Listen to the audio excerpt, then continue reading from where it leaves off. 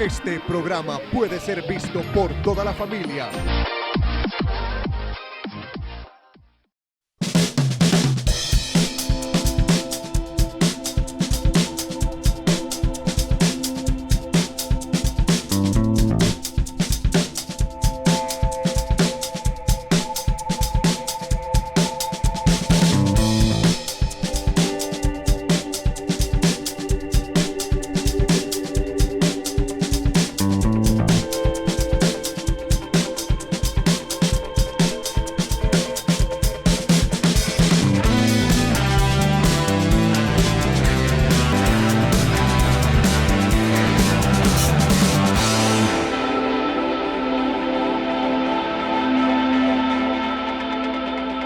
Televidentes de Teleboyacá, bienvenidos una vez más a su programa Convivencia Ciudadana. Hoy vamos a hablar de derecho laboral. Soy Byron Mejía Cardona, con la doctora Ana Cristina Ortiz Montoya. Nada más y nada menos, hoy debutando con nosotros, pero es una ducha en el tema del derecho laboral. Vamos a colmar muchas inquietudes de lo antes, durante y después de la pandemia. ¿Qué va a pasar con Colombia en materia laboral? Gracias, doctora Ana Cristina, por estar con nosotros. Muchas gracias, Byron, por la invitación, amados televidentes.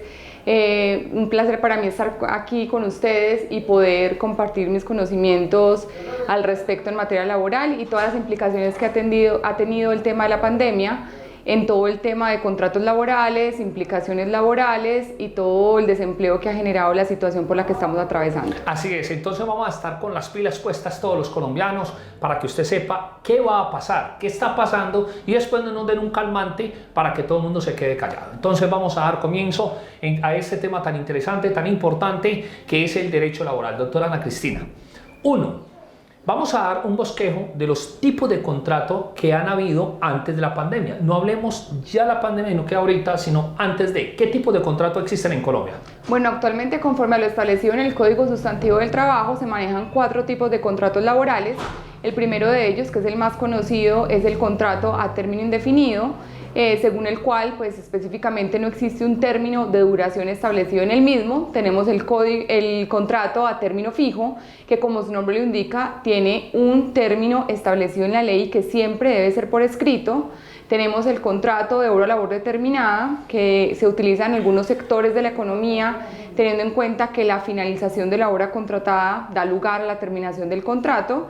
Y tenemos en cuarto lugar el contrato ocasional, accidental o transitorio, que si bien no se utiliza mucho, pues todavía se encuentra vigente en las normas laborales. Bueno, ese contrato definido siempre tendrá que estar por escrito.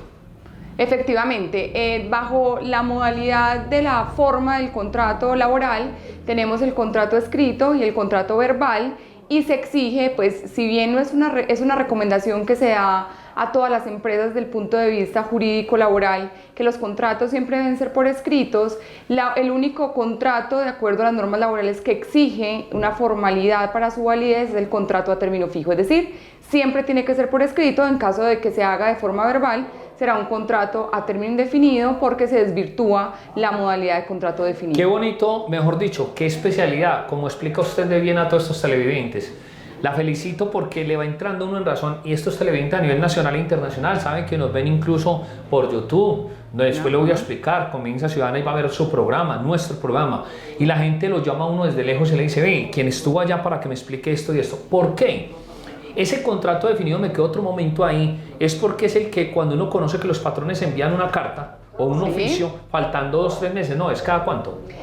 El contrato a término fijo, la sola llegada del plazo pactado no da lugar a la terminación del contrato. Además, es necesario que el empleador notifique al trabajador por escrito lo que se conoce como preaviso, con la finalidad de manifestarle o de informarle a ese trabajador la no prórroga del contrato, porque en caso de que ese preaviso no se envíe o se envíe extemporáneamente, la consecuencia jurídica es que el contrato se prorroga en caso de que estemos entre las prórrogas, que son los periodos iniciales del contrato, o se renueva ya por un año si no hay acuerdo entre las partes. Bueno, hay una empresa en estos momentos y durante esta pandemia que dejó a un trabajador, o sea, dejaron unos trabajadores en su empresa respectivamente, pero ellos dicen que no les iban a pagar durante esta pandemia, tienen incluso contrato indefinido. Esto es de la vida real, este caso me llegó la semana pasada pero que ellos le están haciendo una obra de caridad, ellos les dieron dizque un mes de sueldo y que ahí los iban a tener para no despedirlos, que se quedaran en casa, que luego fueran por días, pero es un contrato indefinido. Hasta este momento, de los 3 meses de la pandemia, llamémoslo 3 meses y medio, no les pagaron sino un mes, que el otro no los pueden pagar. Bueno, digamos que con el tema de la pandemia se han presentado algunas situaciones en las cuales el empleador no estaba preparado y mucho menos el trabajador, teniendo en cuenta que no se había, digamos, proveído un ahorro para poder sufragar sus gastos que suplen con el valor del salario, pero de acuerdo a las alternativas que existen en la legislación laboral y conforme a lo establecido y las directrices que dio el Ministerio del Trabajo a través de diversas circulares, se estableció varias posibilidades, pero una de las que más, digamos, hizo uso las empresas fue el tema de la suspensión del contrato laboral, que está establecido en el artículo 51 del Código y que se presenta por varias causales.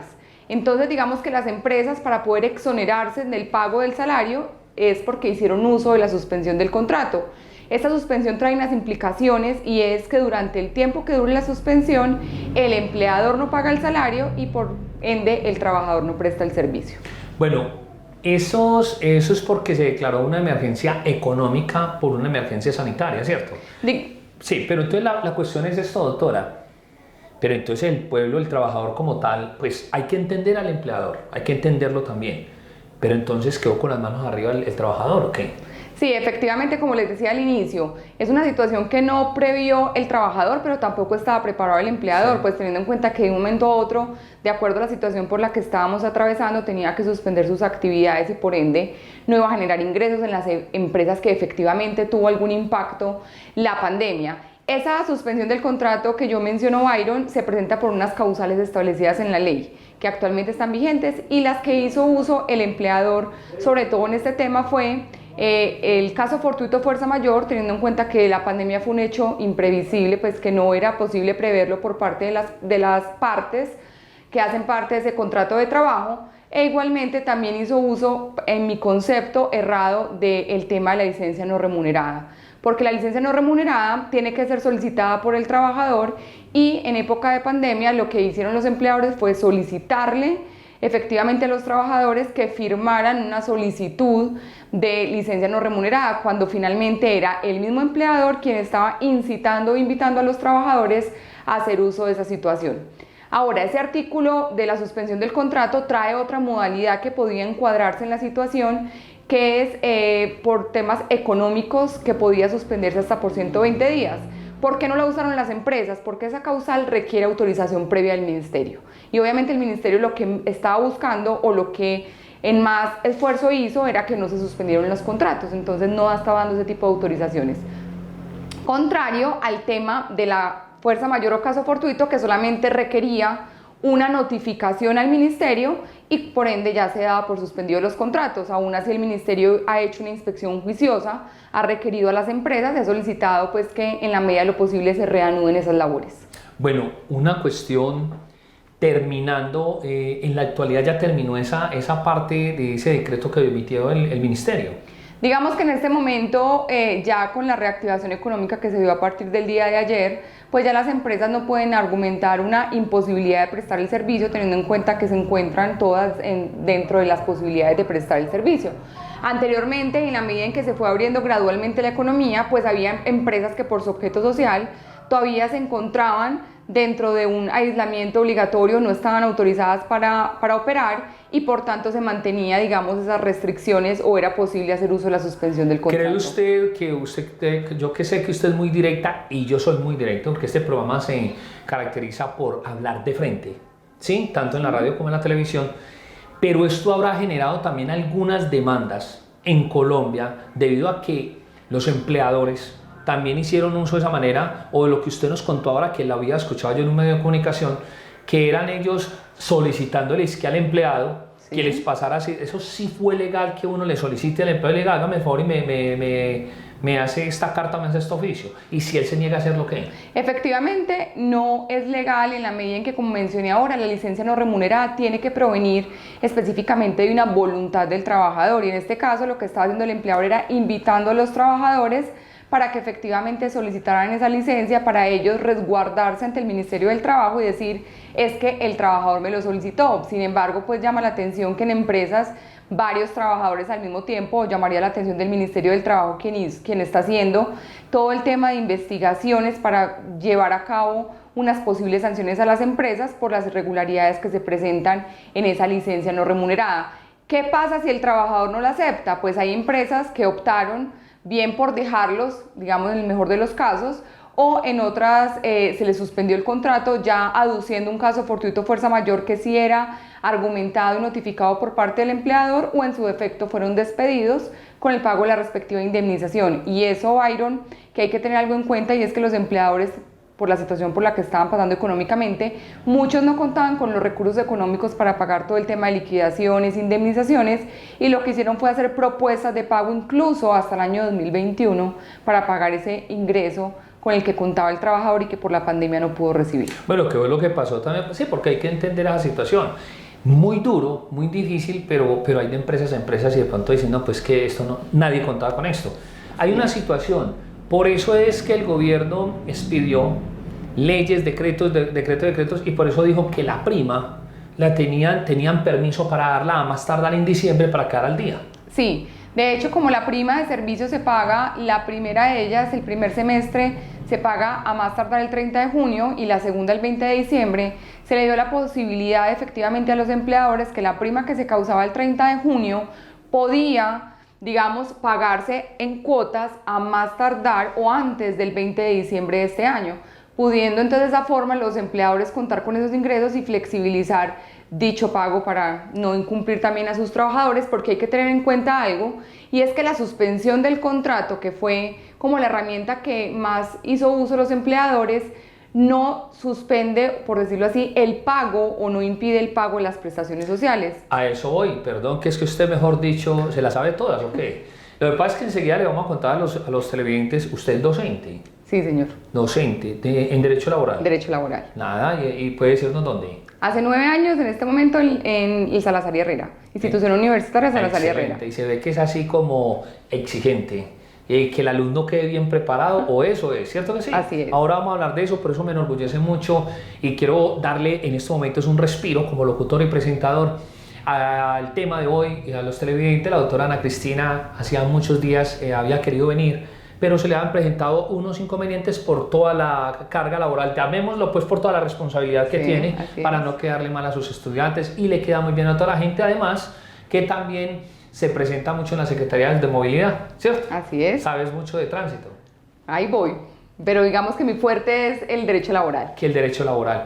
Es muy satisfactorio en este aire que le estamos dando cuando encuentras casos que verdaderamente se ve que sos ecuánime, o sea, no siempre el trabajador va a tener la razón. Así es. Pero no siempre el empleador la va a tener, por cuestiones también que ellos, hay patrones, doctora, que ahorita vamos a hablar, y por eso pasamos a lo de las prestaciones sociales. Las prestaciones sociales, ¿qué pasaron con ellas? O sea, sí será legal que el empleador, me estoy haciendo entender, haga uso por más decreto que le den, que el ministerio no lo iría a hacer, y es, ¿qué pasa con esas prestaciones? ¿También les dieron vía libre? Esas prestaciones no se pierden.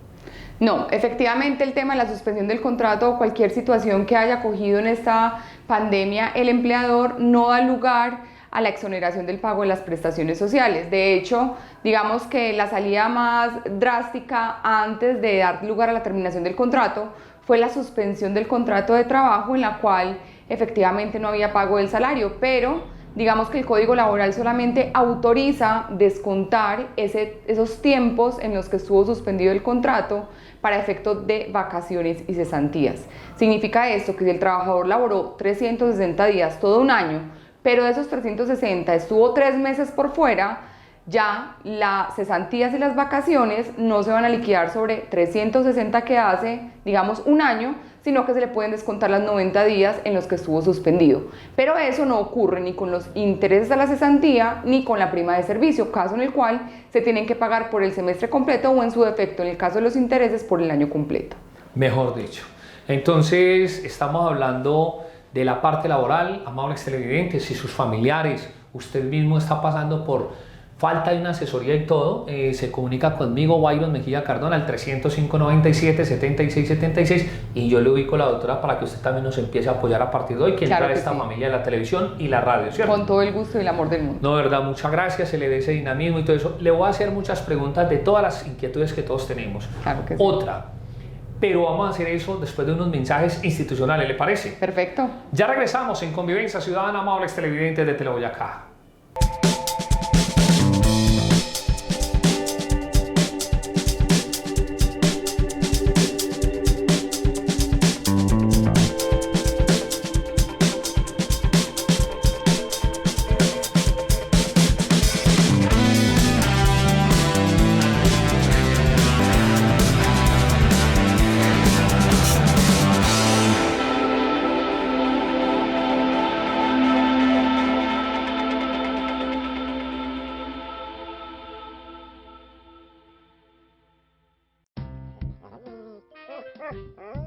Rocky, lindo, Rocky. Rocky, la pelotita. La pelotita, Rocky, la pelotica. La pelotita. Rocky.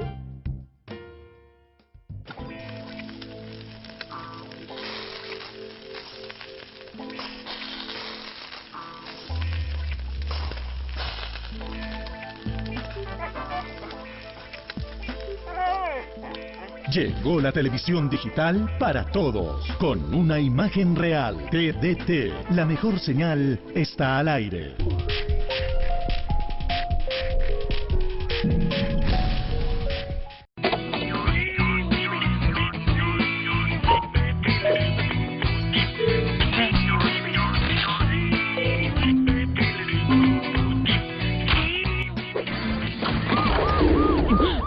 Robar señal de cable tiene consecuencias.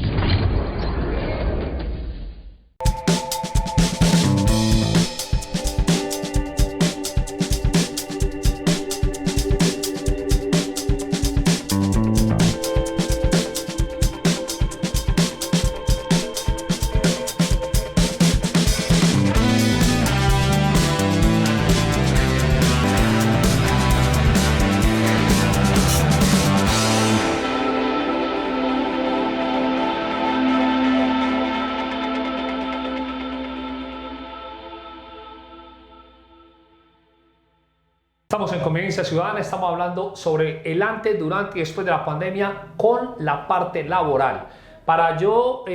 Mejor dicho, con los medios de comunicación, emprender una alerta amarilla sobre qué va a pasar y qué va a pasar con el Estado, porque se vienen y se avecinan un poco de reformas que llaman ellos reformas administrativas. Es una cuestión de reformas administrativas que van a disculpar tanta sinceridad, se convierten hasta en reformas políticas.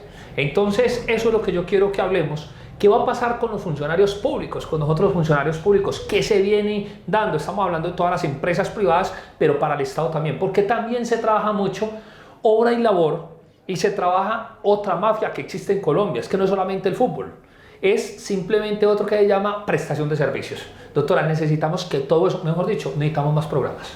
¿Le parece? Así es. Entonces, ¿qué va a pasar?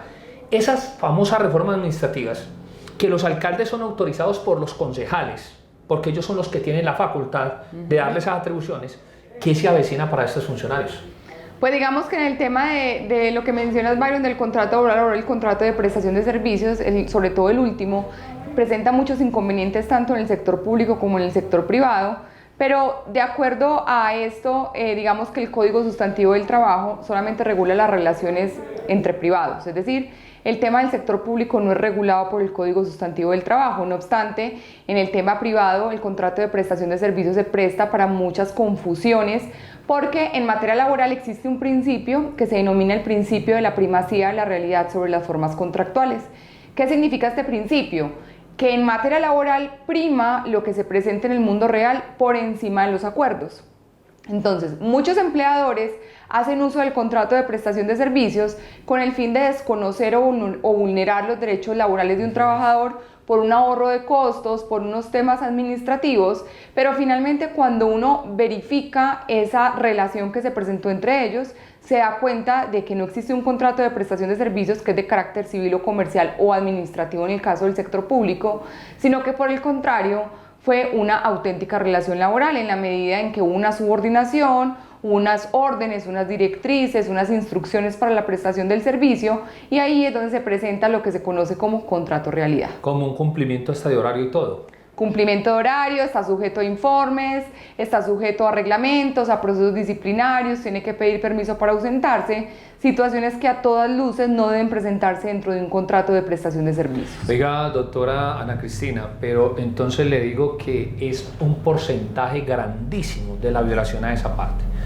Es una cuestión, otra que tenemos, porque como yo sabía que yo la iba a tener de invitado, entonces también me dijeron, pregúntame esto, y es lo siguiente: cuando a nosotros nos ponen una tarea que la hacemos con un nivel que no nos han dado, pero que sabemos igual o mejor que la otra persona, es decir, tengo muchos compañeras y compañeros que llevan más de 15 años en labores calificadas, que el desempeño en la vida real es excelente, pero por menos salario, del que sí está en otro nivel. Sí. ¿Me hago entender? Sí. Si esa persona la despiden a los 15 años, como ya viene pasando, esa persona puede hacer uso, porque hay pruebas, desde la hoja de vida, desde los nombramientos y todo eso, que estaba desempeñando la labor, que dicen que a igual trabajo, Salario igual. igual salario igual. Eso es cierto. De hecho, está regulado dentro del Código Sustantivo del Trabajo y en la Constitución Política, y se constituye como un derecho legal y constitucional en materia laboral la igualdad salarial. Y de acuerdo a esto, si dos personas laboran en la misma empresa, desarrollan la misma labor y cumplen el mismo horario, deben recibir el mismo salario. Solamente se permite, digamos, diferencias salariales por razones objetivas, como lo son una experiencia, estudios o antigüedad. De resto, se supone, o así está establecido entre las normas laborales, que deben devengar el mismo salario. Bueno, explícame de nuevo eso. La antigüedad, La experiencia y los estudios. Bueno, pero resulta que un auxiliar administrativo está haciendo, pero en un nivel alto y bien calificado. Me voy a referir de una vez directamente. Pasa en Itagüí, está pasando en Bello, pasa en Medellín, eso está pasando en mucha parte. Es decir, el técnico operativo gana mucho más que el auxiliar administrativo, pero los auxiliares administrativos desarrollamos una labor igual al técnico operativo, con lo mismo, haciendo lo mismo, y hay gente en ese cargo con más de 15 años, es decir, trabajan igual, hacen lo mismo, los ponen a hacer precisamente la labor del otro. La experiencia que ha tenido ese auxiliar administrativo, el tiempo, la experiencia que tiene ahí, eso le sirve.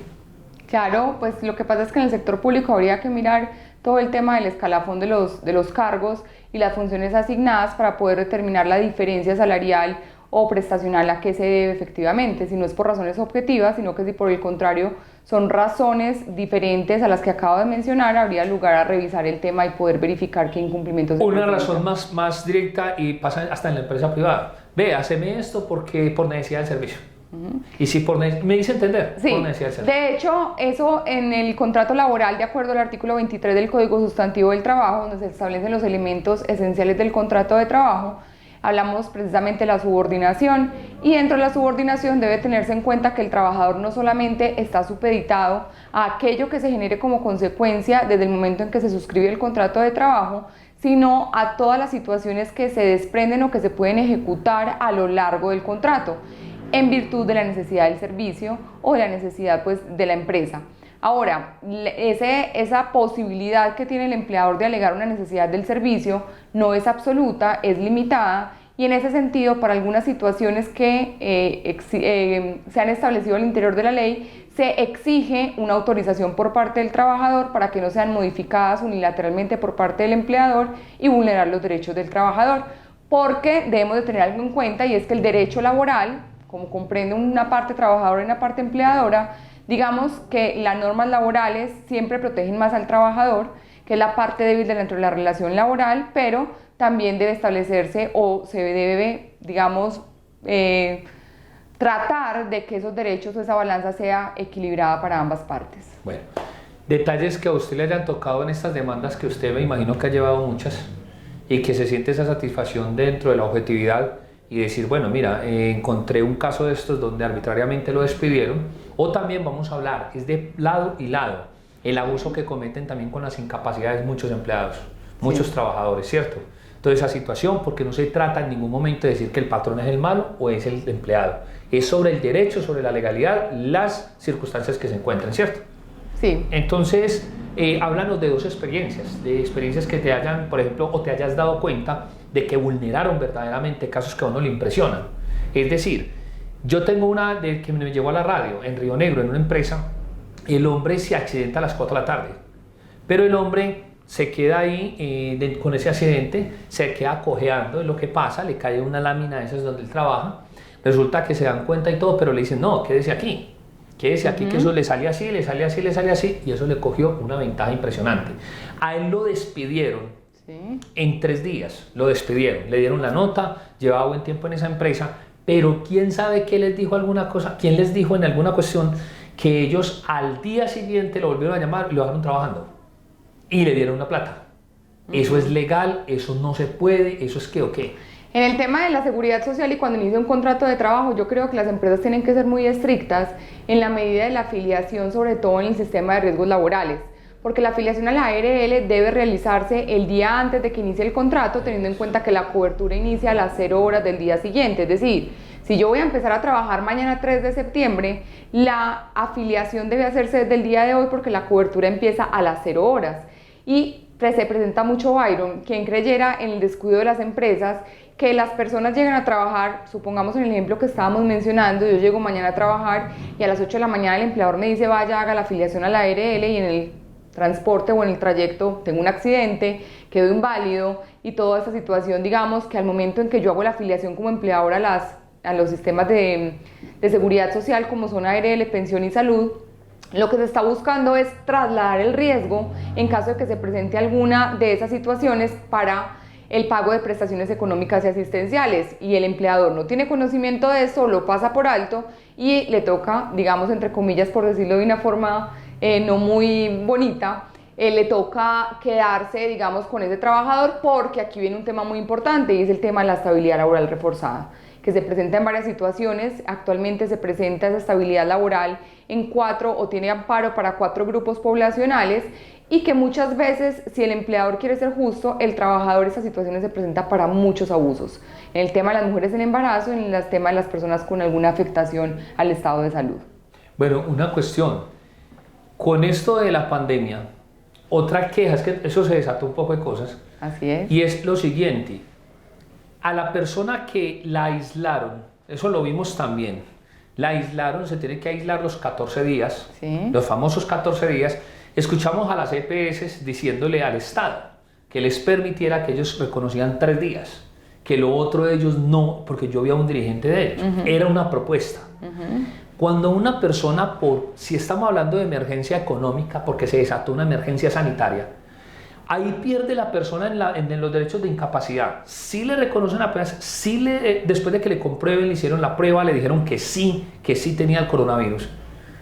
¿No le tienen que pagar los 14 días? Se supone que sí, pues de acuerdo a las normas laborales y a todo el sistema de seguridad social consagrado en la Ley 100 del 93 y todos sus decretos reglamentarios, a la EPS le corresponde el pago de la incapacidad cuando es de origen común, como es el caso del COVID, a menos de que ya pues tenemos conocimiento que el COVID fue establecido como una enfermedad laboral en algunos sectores, entonces sobre todo en el sector médico. Entonces en el tema que fuera adquirido por origen común, es la EPS quien a partir del 3er día le toca asumir todo el tema de incapacidad. Y en esto se ha presentado y se siguen presentando muchas situaciones cuando, supongamos, yo tuve contacto con una persona positiva para COVID y me aíslan, pero no tengo la prueba o no se me ha realizado o salió, pues no tengo todavía un resultado. Y ahí empieza entonces la pelota, ¿a quién le corresponde el pago de esos días? ¿Le corresponde a la EPS, pero no hay incapacidad? ¿O le corresponde al empleador si no está prestando el servicio? Y ahí está entonces la batuta de la pelota que se tira de un lado para otro, que no ha podido resolverse. Bueno, pero de todas formas, con su experiencia, y me atrevería yo a decir aquí frente a las cámaras, es como la relación de pareja, los niños están en la mitad y los niños son los que hay que protegerlos. Arreglen sus problemas, arreglen sus cosas, pero el empleado no tiene por qué pagar los platos rotos. Sí, porque es que automáticamente es una obligación aislarse cuando le dicen. ¿Por qué? Hablando yo con jueces de la República que nos han visitado, y un saludo muy especial a ellos en Sabaneta, en Medellín y en Bello, ellos me dicen, no, es que es una obligación, porque al ser una emergencia sanitaria se tienen que aislar, porque si una de esas tienen el contagio, o sea, están contagiados, incurren en una falta penal. Si ellos no hacen caso a esa situación, no es culpa del empleado. De hecho, se ha presentado también en muchas empresas y esto ha llevado a que a través de circulares o el reglamento interno de la empresa se establezcan sanciones porque hay trabajadores que tampoco cumplen con las restricciones. Es decir, le ponen en conocimiento la situación, la circular, las disposiciones nuevas a raíz de la propagación del COVID y no hacen uso. Por ejemplo, ayer me consultaba a alguien que en una empresa les dijeron que mucho cuidado, que la distancia, y encontraron en una gran empresa, encontraron a una compañera tomando del vaso de agua de otra y por eso la despidieron. Entonces miremos las implicaciones que tiene hasta allá ese tipo de situaciones. Y me pasó en una empresa también que los trabajadores, sabiendo que estaban exonerados en el principio cuando se empezó a dar la reapertura, que habían muy pocos sectores económicos trabajando, el trabajador salía a laborar y en vez de irse para su casa sabiendo que el permiso que se establecía era trabajo, casa, casa, trabajo, se iba a tomar cerveza en la calle y pues eso ponía en riesgo altamente a la empresa por cuanto pues podía ser portador en situaciones ajenas y poner en riesgo a la empresa. Pero entonces ya esos casos, precisamente lo que estás haciendo tan objetivamente, es decir que ahí se incurre en una falta, porque es una obligación. Mire, yo voy a poner un ejemplo muy claro, Empresas Públicas de Medellín. En estos momentos, pues compañeras y compañeros que tengo, les están colocando el transporte. Por ejemplo, los que tienen que trabajar como técnicos de aguas, allá están mis amigos. Resulta que les pusieron transporte, terminan turno y para la casa. Hasta responden. Ya usted verá si se maneja mal, si usted incurre en esas faltas de esa disciplina. Pero iban por ellos y los vuelven a llevar hasta el trabajo. Les pusieron ese transporte, les dicen, y sepan que lo estamos monitoreando, por si alguna cosa lo estamos llamando, porque tenemos que cuidarnos todos, somos nosotros. Es un deber de todos, ¿cierto? Efectivamente, lo que te digo, esas sanciones deben estar establecidas en circulares o reglamento interno para poder adelantar los procesos disciplinarios. Pero me queda muy bien y vamos a volverle a dar fuertemente a esa situación donde el coronavirus, pero esos 14 días, la que sabe es usted, pero me enseña mucho y para mí el trabajador no puede quedar en esos momentos con las manos arriba, porque no es culpa de nosotros. Eso es cierto. Ya regresamos después de unos mensajes institucionales en Convivencia Ciudadana.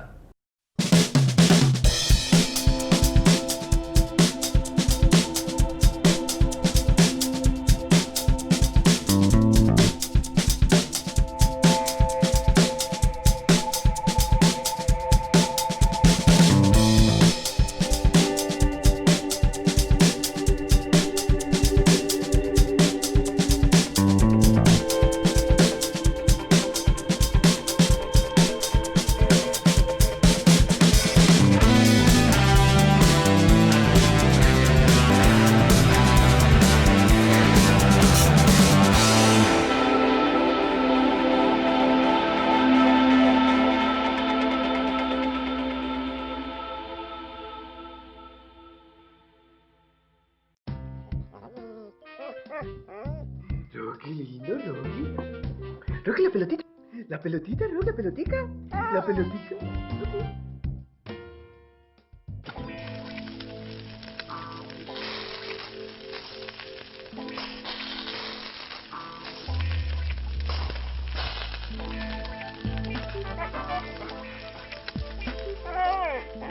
Llegó la televisión digital para todos, con una imagen real. TDT, la mejor señal está al aire.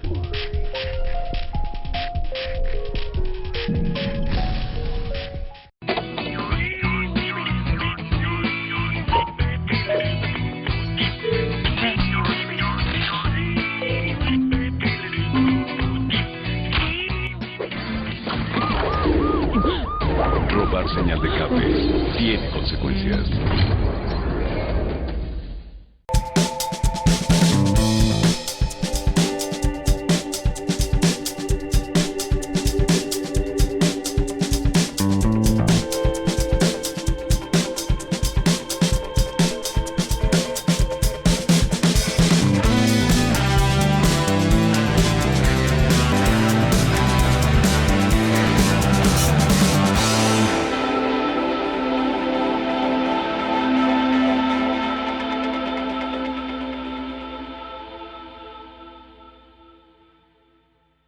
Estamos dándonos un banquete de aprendizaje precisamente con la doctora Ana Cristina López Montoya. Ortiz Montoya, y es diciéndole, dándonos a saber de todo lo que se viene presentando.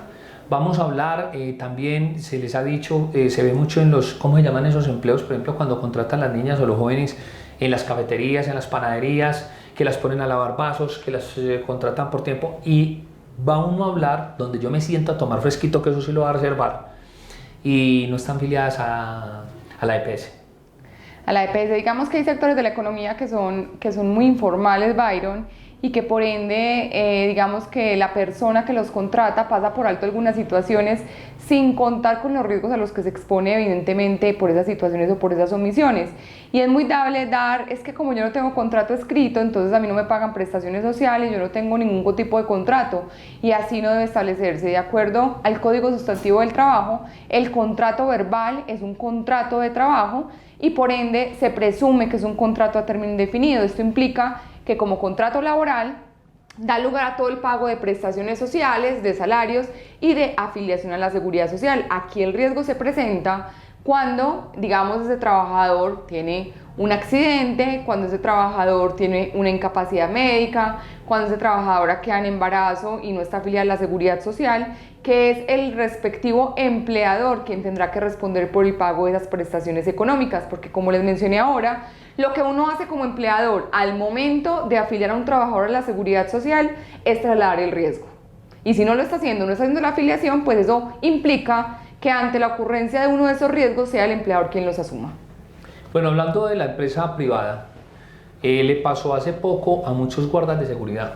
Mire que los locutores, por ejemplo, un saludo muy especial a Marlon Escobar de Radio 1, todavía hay conmigo y Alonso Arcila y un grupo de amigos que es, doctora, darle recorrido en Antioquia a escuchar a la gente, como es de bueno escuchar a la gente de a pie, la gente trabajadora, ¿cierto? Sí. Entonces le cuentan a uno cosas. Estas empresas de seguridad, muchas resultaron con el coronavirus, y a esas personas es que yo me refiero que la empresa, cuando ya entraron, cuando ya ingresaron, les descontaron precisamente un dinero. La persona por temor, porque eso es lo que se vive, que tomen represalias contra ellos y no perder el puestecito, se quedaron callados. Cuando salgan pueden reclamar eso. A ver que mirar por qué conceptos se les descuenta, porque debemos tener en cuenta que las incapacidades reconocidas por la EPS se reconocen en un 66.66%. Eso implica que si yo como un guarda de seguridad tengo un salario de 2 millones de pesos, si tuve COVID y estuve incapacitado 15, 20 días, esa incapacidad por ese tiempo se va a pagar sobre el 66.66, siempre y cuando no se afecte el salario mínimo. ¿Qué significa esto? Que si yo me gano el salario mínimo y tengo una incapacidad, no me pueden descontar ese porcentaje del 33.33, sino que yo tengo derecho al pago completo por ser un salario mínimo. Pero si gano más del salario mínimo, las incapacidades, a partir del momento en que las asuma la EPS, se pagan sobre el 66.66%. Entonces seguramente ese es el motivo, la razón por la que esos trabajadores se les descontó. Habría que mirar si hay otra situación o otro motivo por el cual se le haya descontado algún dinero. Bueno, doctora Ana Cristina, para usted entonces, ¿Colombia sí va a llegar a la modalidad del trabajo por horas? Yo creería que es un tema que falta un poquito pues la regulación, y que según se está establecido por ese proyecto empezaría a generar un tema de roces en los sectores económicos, que incluso ha sido defendido ampliamente por el Ministerio del Trabajo, pero que digamos que hay muchos sectores de la economía que se están oponiendo, teniendo en cuenta que manifiestan o señalan que sería una modificación a las normas laborales o a los tipos de vinculación, y el Ministerio ha sido enfático en manifestar que no, que simplemente es una posibilidad que se le va a dar a las personas que vengan menos de un salario mínimo, de que ahorren para su vejez y tengan una cobertura en temas de seguridad social. Pero sería fatal, o lo veo yo desde un punto de vista, porque en Colombia si se pagan servicios, entonces merma la comida, y es una situación de un país pobre, entre comillas, sí, siendo un país rico. Oiga lo que voy a decir, un país que no lo puede robar del todo. Entonces el trabajador colombiano se ve desde ahí, y si con el mínimo se ve como se ve, ¿cómo será ese trabajo por horas? Y entonces yo diría que la cuestión, no es que estemos diciendo que ya eso lo aprobaron, pero eso empiezan a calentarlo, ¿cómo empieza, cierto? sería, pero en su concepto personal que no tiene pelos en la lengua, usted, supongamos, lo aprueban, ¿Colombia está preparada para eso? Yo pienso que además que modificar las condiciones laborales actuales, busca es darle protección a ciertas personas que por la informalidad en la que laboran no alcanzan a devengar el salario mínimo. De hecho, actualmente Byron se encuentra o está la posibilidad, porque es que el contrato de trabajo no implica laborar un número mínimo de horas. El contrato laboral establece, o el Código Laboral establece una jornada máxima legal, pero eso no implica que las partes tengan una jornada menor. Es decir, yo puedo trabajar medio tiempo y tengo un contrato de trabajo, pero por un número de horas inferiores a la máxima legal. Ahora, digamos que las modificaciones que han adquirido últimamente las empresas incluso están poniendo trabajadores por días, trabajadores por horas, que de una u otra forma se les debe garantizar el salario mínimo para el tema de seguridad social, pero si yo trabajo medio tiempo sabiendo que trabajaba tiempo completo antes, se me puede pagar hasta el 50% del salario mínimo, que es el proporcional por la jornada máxima legal, que son 8 horas, 48 horas al día.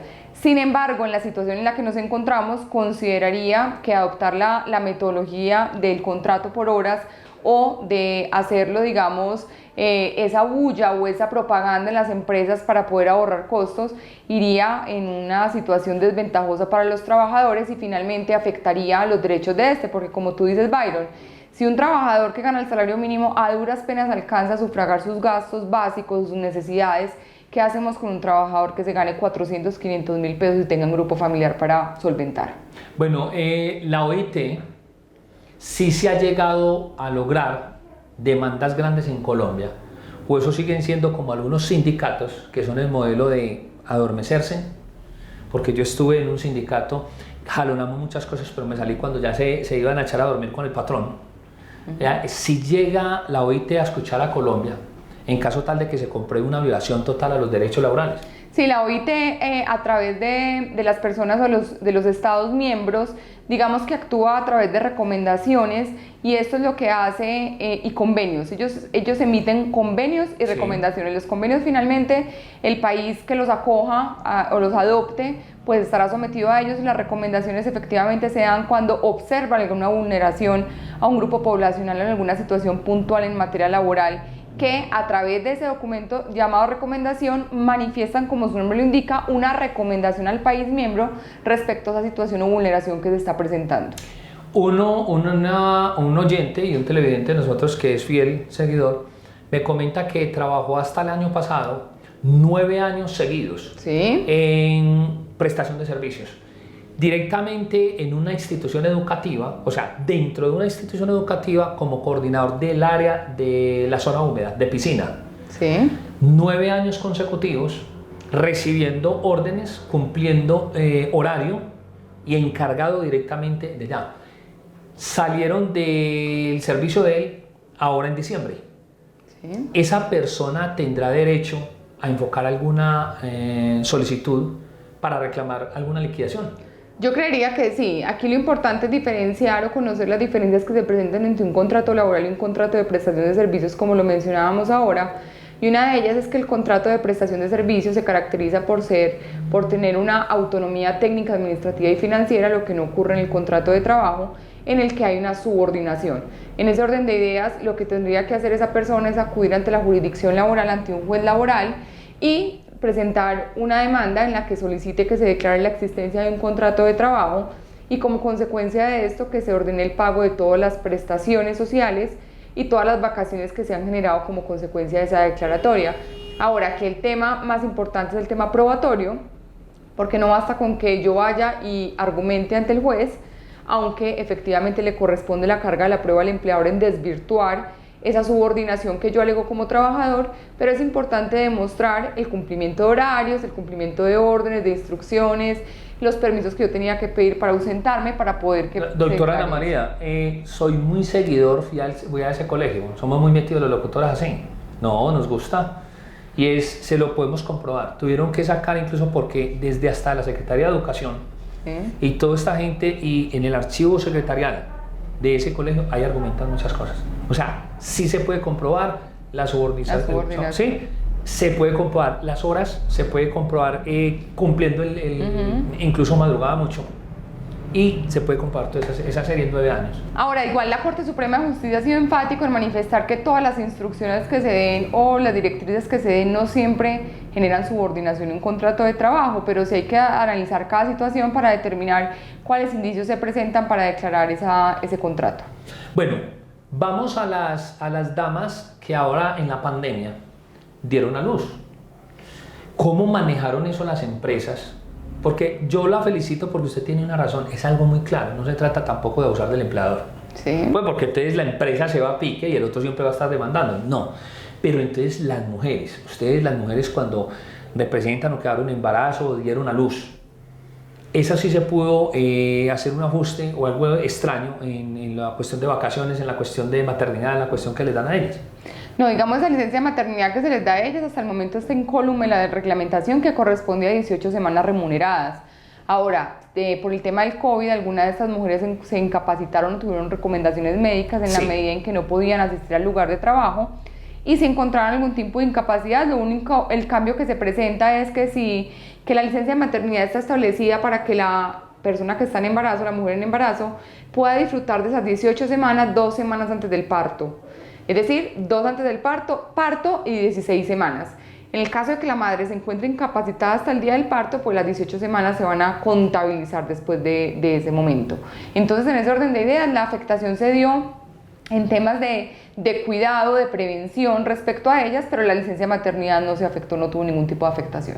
Recomendaciones suyas hacia los trabajadores, primero que todo, primero ellos, para que ni abusen, para que no confundan, porque la idea es esa, hacer aclaraciones.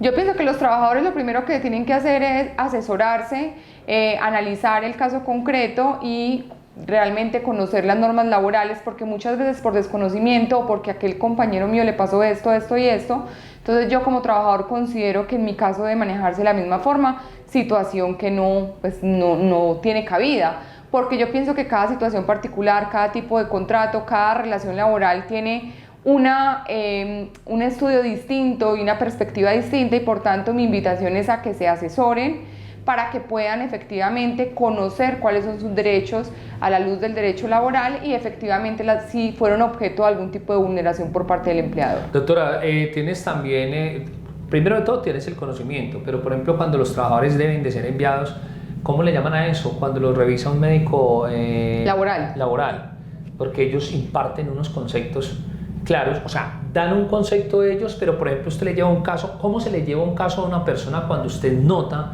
que le están violando? Porque hubo un habitante de San Antonio de Prado, de San Antonio de Prado, un trabajador que empezó a sufrir del manguito rotador. Del manguito rotador, y resulta que el médico, donde llega eso después de lo laboral, le dio un porcentaje. Sí. Pero un abogado en ese tiempo lo llevó donde una persona para que le hiciera otro análisis. Sí. Y resultó mucho más de lo que le había dicho este médico. Sí. ¿Cómo se hace ese proceso cuando usted encuentra esa situación? ¿Cómo se inicia un proceso laboral de una demanda? Bueno, hay que mirar el tipo de proceso porque con un dictamen de pérdida de capacidad laboral se puede iniciar un proceso, bien sea para reclamar la pensión de invalidez frente al fondo, al ARL o al fondo de pensiones dependiendo del origen de esa enfermedad, o se puede demandar cuando fue calificado por la Junta Regional y la Junta Nacional de Calificación de Invalidez de acuerdo al establecimiento o a las normas que regulan la materia para poder atacar un dictamen de pérdida de capacidad laboral emitido por la Junta Regional o Junta Nacional. Es necesario demandar ante la jurisdicción laboral el dictamen. Es decir, lo que yo hago es que acudo ante la jurisdicción y para poder desvirtuarlo tengo que presentar un nuevo dictamen, sea elaborado por una entidad como la Universidad CES, como la Facultad de Salud Pública de la Universidad de Antioquia, o por un médico legista o perito, que determine o que desvirtúe la calificación laboral dada por esa entidad, bien sea porque no tuvo en cuenta patologías, o bien sea porque asignó un porcentaje menor al que realmente correspondía, y de esa forma se demuestra el porcentaje de pérdida de capacidad laboral. Vamos entonces a unos mensajes institucionales en Tele Boyacá y ya regresamos con Convivencia Ciudadana.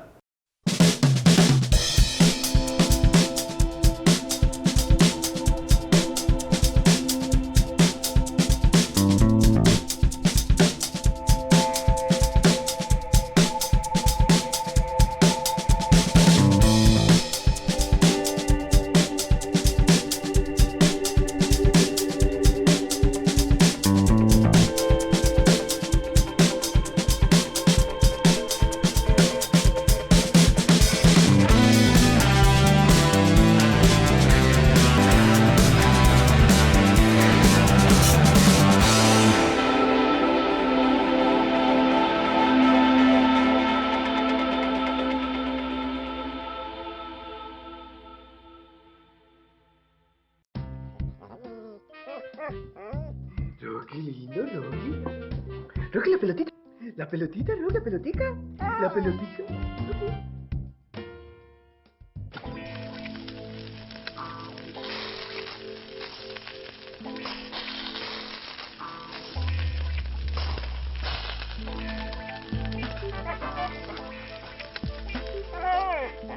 Llegó la televisión digital para todos, con una imagen real. TDT, la mejor señal está al aire.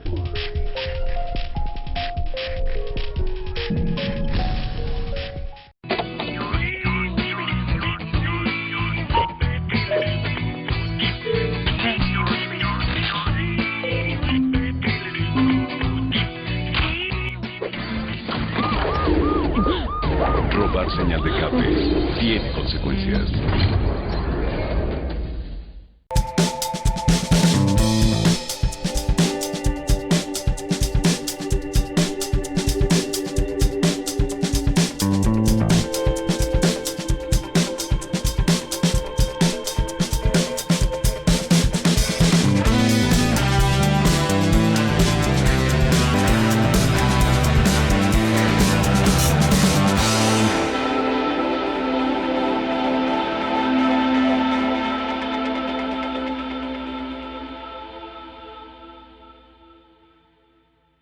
Entonces, hoy el banquete es muy grande, una gran visita de Muchas una gracias. gran abogada especializada en derecho laboral.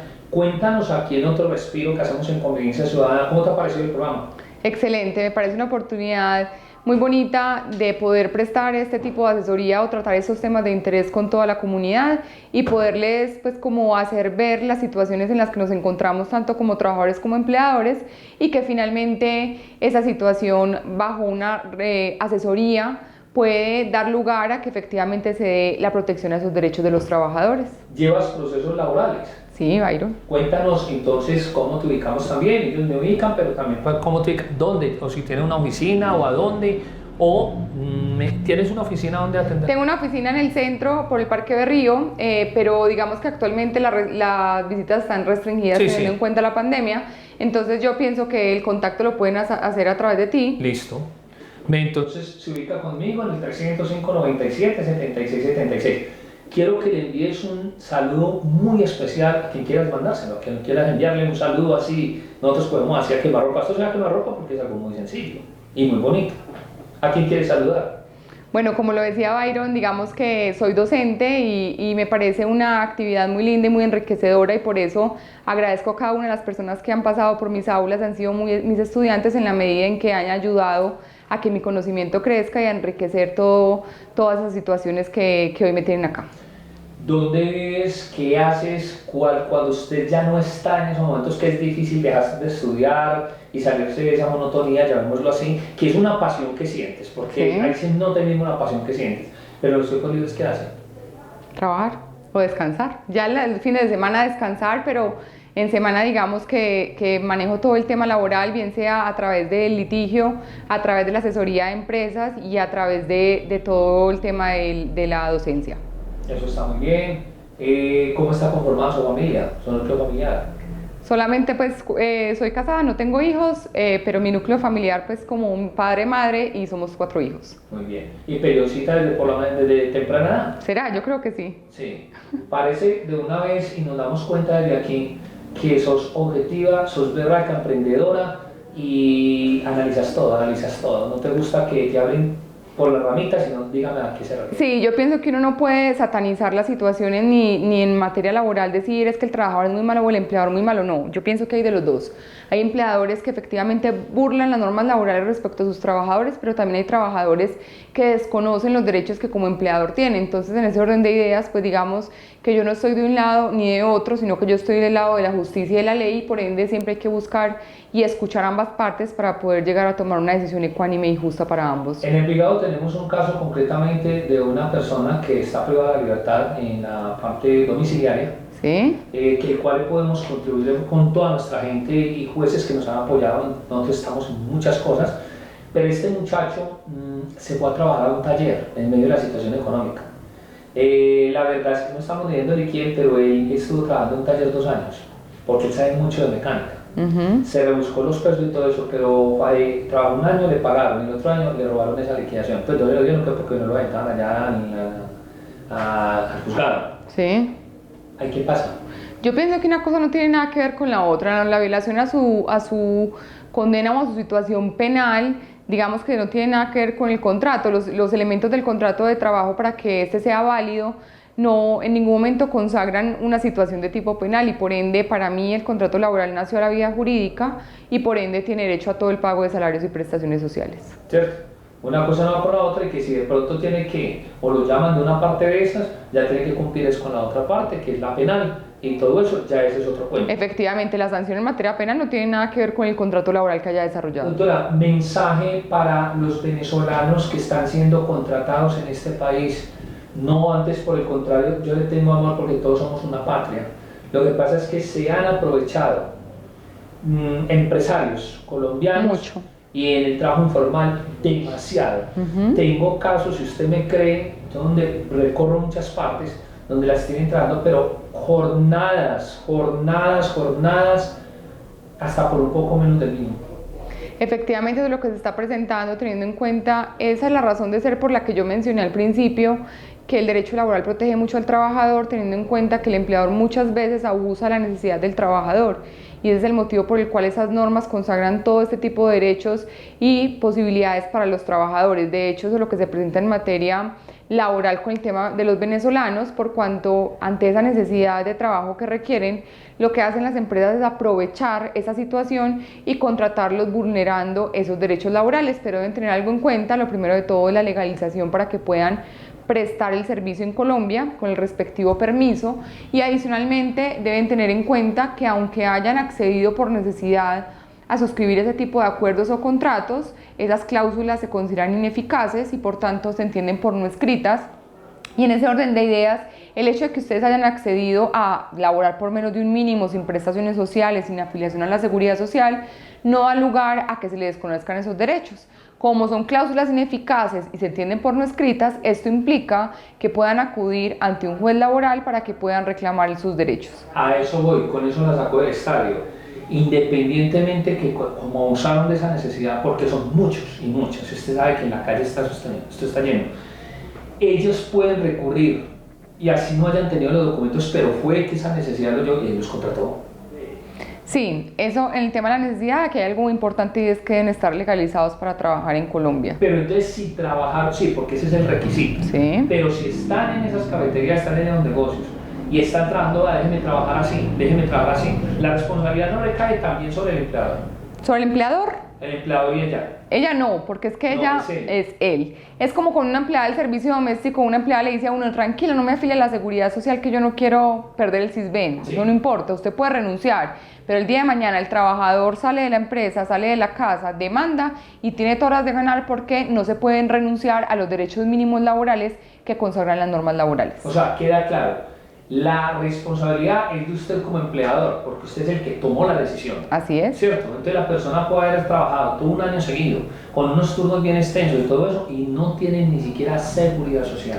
Las normas laborales son de orden público y por tanto no pueden ser modificadas por la voluntad de las partes. Y aquí tienen que respetar la normatividad colombiana. Estos empleadores saben que se rigen a eso y por eso es mejor que les digan que no, y caso tal, muy duro, pero así es. Así es, porque el trabajo se presta en el territorio colombiano y están sujetas a las normas laborales. Un consejito a los empleadores que también generan buen empleo, también que están ellos trabajando fuertemente. Y hacen un esfuerzo Sí, muy grande por y hacen contratar, esfuerzo. pero también debe tenerse en cuenta que deben de tener toda la asesoría en materia laboral para que efectivamente no vulneren los derechos de los trabajadores y se evitan muchos inconvenientes. Los problemas laborales cuestan mucho dinero que finalmente de forma posterior tendrán que pagar y por ende lo que se busca es que estén bien asesorados porque el riesgo siempre va a existir, pero tratar de minimizar ese riesgo para que en la medida en que se presente una demanda o un reclamo laboral cuenten o hayan contado con toda la asesoría y la documentación para salir avante dentro del Me ha proceso. tocado muchas veces ver que un empleador, por relajado, porque también hay gente relajada y todo eso, le ha tocado pagar una indemnización bastante alta. Muchísimas.